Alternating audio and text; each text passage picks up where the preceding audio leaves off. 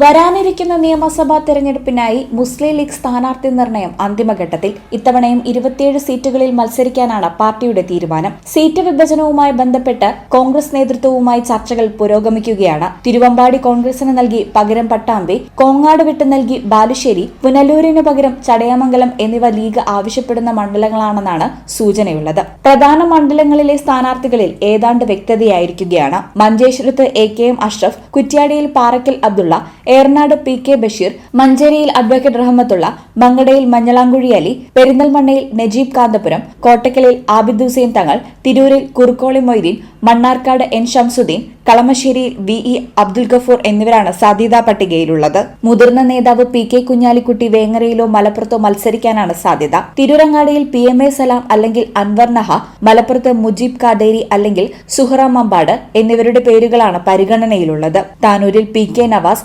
വള്ളിക്കുന്നിൽ PM Sadiq Ali അല്ലെങ്കിൽ ഫൈസൽ ബാബു, കൊണ്ടോട്ടിയിൽ sitting MLA TV Ibrahim കൂടാതെ PMA സമീർ എന്നിവരുടെ പേരുകളും ചർച്ചയിലുണ്ട്. കാസർഗോഡ് മണ്ഡലത്തിൽ KM ഷാജി മത്സരിക്കാനാണ് സാധ്യത. കോഴിക്കോട് സൌത്തിൽ MK മുനീർ മാറുകയാണെങ്കിൽ PK ഫിറോസിനെ പരിഗണിക്കും. പേരാമ്പ്രയിൽ TT ഇസ്മയിൽ അല്ലെങ്കിൽ അസീസ് മാസ്റ്റർ, ബാലുശ്ശേരിയിൽ അഡ്വക്കേറ്റ് സ്മീജി അല്ലെങ്കിൽ കരീം ചേളേരി, കൂത്തുപറമ്പിൽ ജയന്തി രാജൻ എന്നിവരും പരിഗണനയിലുണ്ട്. ചടയമംഗലം ലഭിക്കുകയാണെങ്കിൽ സുൽഫിക്കർ സ്ഥാനാർത്ഥിയായേക്കും. ലീഗിന്റെ ഔദ്യോഗിക സ്ഥാനാർത്ഥി പട്ടിക ഉടൻ പ്രഖ്യാപിക്കുമെന്നാണ് പാർട്ടി കേന്ദ്രങ്ങൾ നൽകുന്ന സൂചന.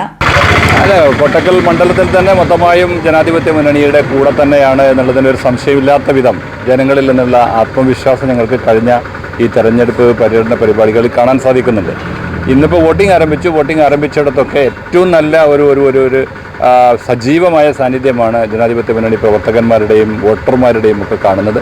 തീർച്ചയായും ഈ മണ്ഡലത്തിലെ 5 പഞ്ചായത്തും 2 മുനിസിപ്പാലിറ്റിയും അടങ്ങുന്ന 7 പഞ്ചായത്തുകൾ പൂർണ്ണമായും ജനാധിപത്യ മുന്നണിയുടെ തന്നെ ഭരണം ഉണ്ടാകും എന്നതൊരു സംശയമില്ല.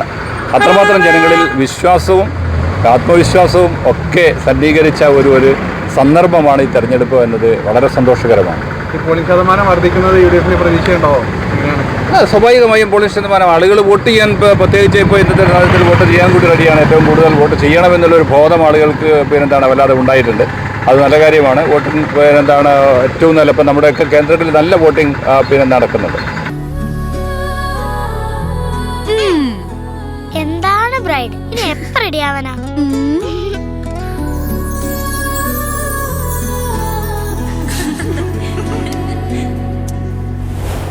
നറുപൂ പോലെ നിറമേകും MX, വെണ്ണിലാവായെന്നുള്ളാകെ MX.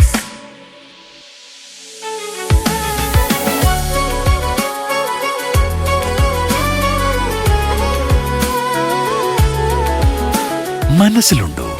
MXലുണ്ട്. MX വെഡിംഗ് സെന്റർ ഇനി വളാഞ്ചേരിയിലും. MX wedding centre Valanchery, Pattambi, Koottanad, Koppam, Kecheri.